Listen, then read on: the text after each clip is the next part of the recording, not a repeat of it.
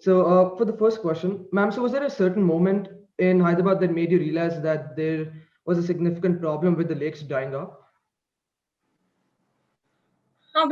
My work actually didn't start with lake restoration. When we moved back from US in 2020, 2000, that's when we lived in different communities across Hyderabad. Everywhere I was seeing that we are dealing with tankers, we are dealing almost 4 or 5 months, buying tankers. And it made me think, why are we not thinking beyond tankers? Is tankers our solution, really?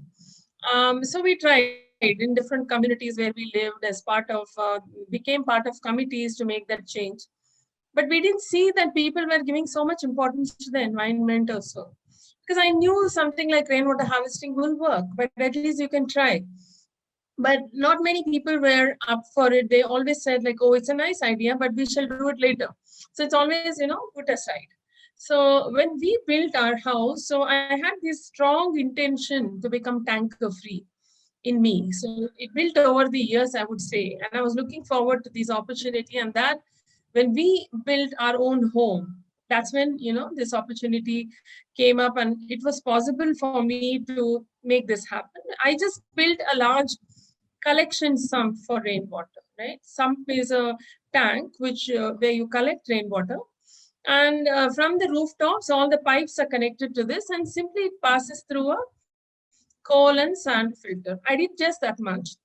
So by doing that, I don't know still if I'm going to go tanker free. But I saw that in the first year, I didn't need tankers. And this worked like a water bank for me. Whenever there is a need for water, I would draw water from here. So it was a large 25,000 liters sum. So this kind of took care of my problem. But I also thought about recycling of grey water. Grey water is all the waste water other than what comes out of the commode is all grey water. This can be easily recycled. So we recycled this water and used it for all our greenery that we use. So that brought down our consumption a lot, lesser. And the dependability on this freshwater resources, what we call Manjira water, the municipal water is water that we get from rivers. So the dependability on that started reducing. So that also made me aware that yes, this is also a good thing to do. So while achieving a tanker-free home, I mean, year after year we need a tanker. Then we got our community to do a lot of rainwater harvesting. Then we saw a success story there where we didn't need a common tanker. Last 6 years, we don't buy a single common tanker. Individually here and there they buy, but before 6 years, we used to pool, and every 3 years, once in 3 days, we used to buy a lot of tankers and distribute in our colony of 100 homes. Last 6 years, we're not doing this either because our boats are working fine and we don't spend a drop of rainwater. While working on these, that's when I realized lakes are the largest catchment for rainwater.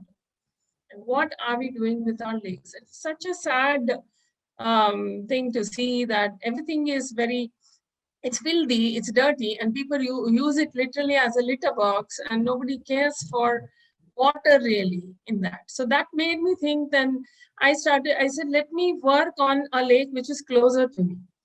But when I wanted to work on a lake, honestly, I didn't know a thing about a lake.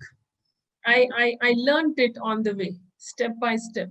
But I made up my mind I will take up and restore a lake closer to my home. Yeah, that's how that was my journey really. I mean, why did I start looking at lakes? Yeah.